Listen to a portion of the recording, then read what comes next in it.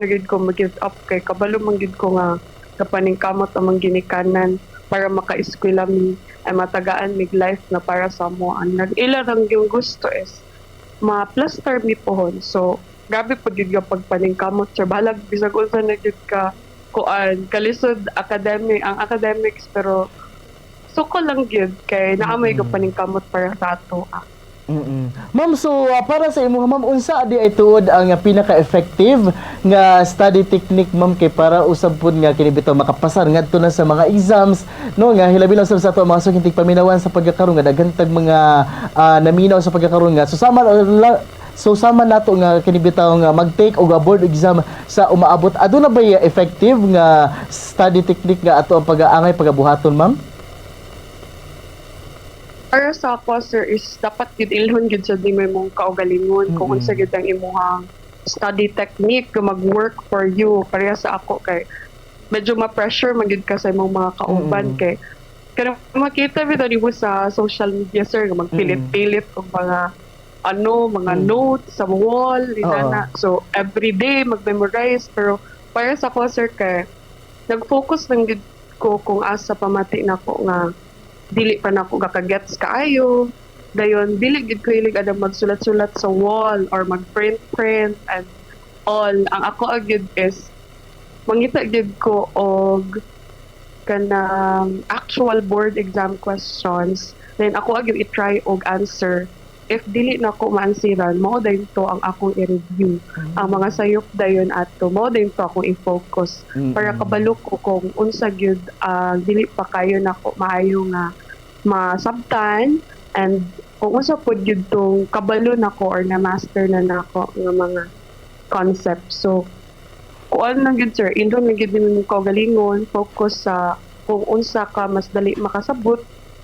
Kung mas dali ka makasabot through actual test nga imong gabuhaton, then go. Pero kung mas makasabot ka nga everyday nga murag imong gina-chant or unsa ba, so mao gid to ang imong buhaton.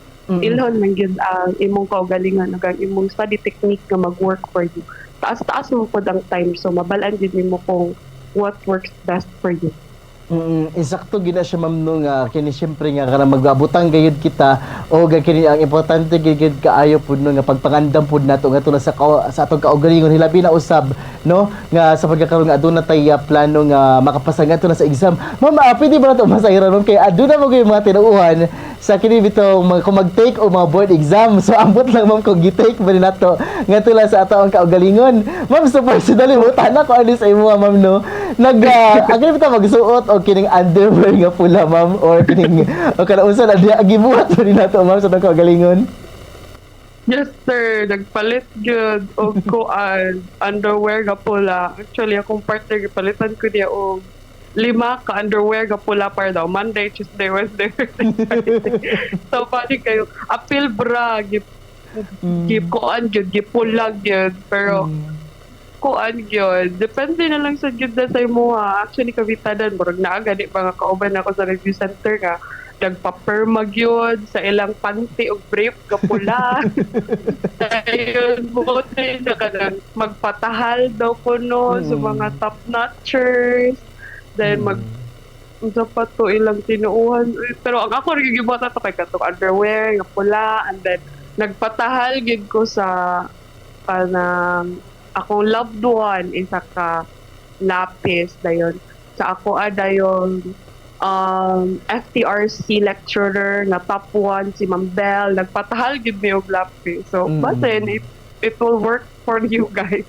Lagi po ma'am no.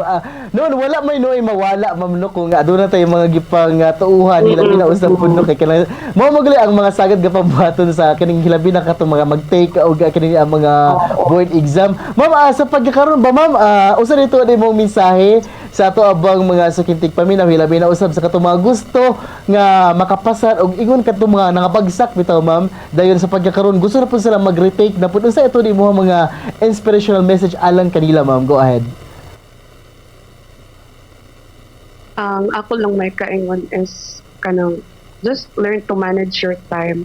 Kanang grabe man gid ang pressure basta mag-take of board exam, but think of it lang imong inspiration or mag-fuel sa imong drive para mas makapasar na hinuon. So ayaw nauna ang nabagsak ka kay ako manggani sa muang maklet sa bukso na baktak manggid ko dayon sa mga maklet para nilabay na bagsak manggid pero himuha gid siya na inspiration na learn gid may mga lesson hard way man siya pero think of it positively kay dili man pud na ihatag sa Ginoo sa imuha kung wala gid kay pagpaningkamot. Kung nakita gid niya nga wala gid sa imuha, wala lang sa imuha nga nag-take ka. So, take your time, buhata ang tanan nga imong makaya, and give your all. Tapos ka na gyud learn to manage your time. Dapat gyud naa kay time mag-study lang gyud ka. Ayaw gyud pasag daing nga wala ba ang isa ka adlaw nga wala kay natun-an nga bag-o nga sa imuhang pag-review. So kanang ayaw lang gyud siya nga pasag di ang imong kaugalingon nga mag-cramming, nga aya na lang dayon kung aya na kung dool na kaayo. Never lose hope kay nagid for me chance. Dili man mawala ang board exam.